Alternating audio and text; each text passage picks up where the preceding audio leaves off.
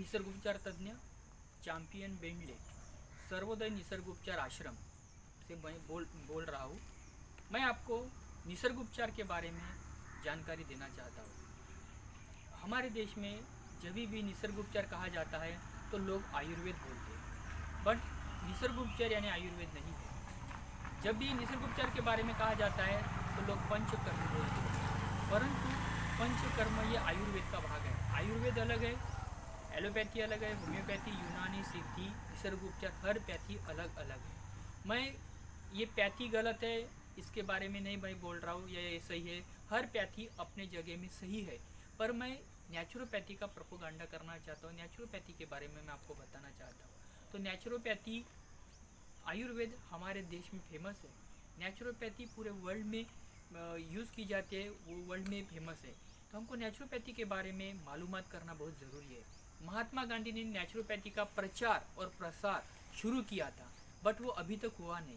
पर हम ये अपेक्षा करते हैं कि निसर्गोपचार का प्रचार और प्रसार हर जगह में होना चाहिए, इसलिए हम निसर्गोपचार के बारे में बताना चाहते हैं। तो सबसे पहले आयुर्वेद क्या है, एलोपैथी क्या है और निसर्गोपचार क्या है, इनके तीनों के अलग अलग बेस में आपको एक्सप्लेन करना चाहता हूँ, तो आपको आसानी से समझ में आएगा। सबसे पहले आयुर्वेद। आयुर्वेद का बेस ये है नाड़ी परीक्षण, वात, पित्त और कफ। और उसमें आपको देखा जाता है कि आप वात प्रवृत्ति, पित्त या कफ, और उस तरीके से आपको मेडिसिन दी जाती है। ये आयुर्वेद का बेस है। और एलोपैथी का बेस अलग है। एलोपैथी बीमारी का कारण वात, पित्त और कफ नहीं मानती in the sense that is second stage.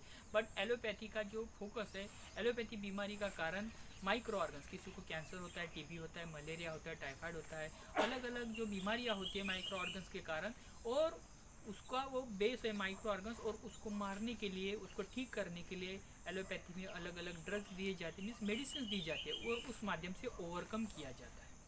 तो ये एलोपैथी का बेस है। बट नेचुरोपैथी का बेस अलग है। नेचुरोपैथी बीमारी का कारण वात, पित्त और कफ नहीं मानती। नेचुरोपैथी बीमारी का कारण माइक्रो ऑर्गन्स नहीं मानती in the sense that is second stage.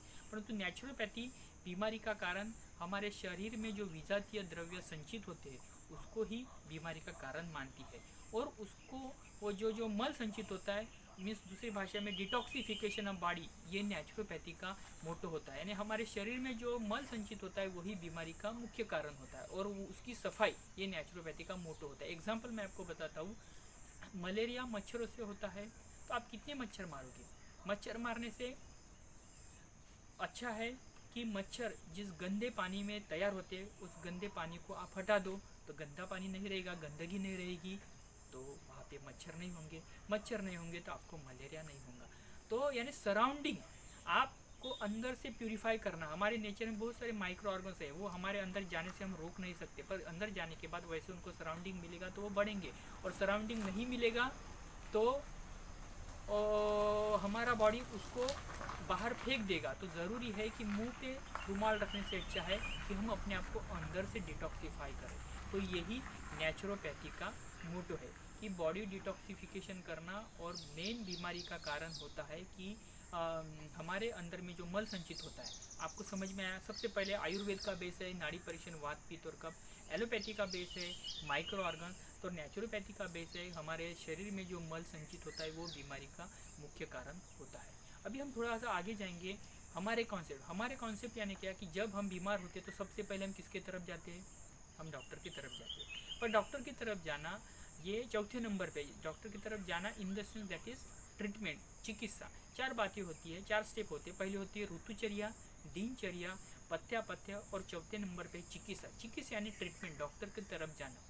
ऋतुचर्या यानी ऋतु के हिसाब से अपने आप को चेंज करना। दिनचर्या दिन का एक शेड्यूल होता है। पथ्य यानी खान पान में परिवर्तन करना।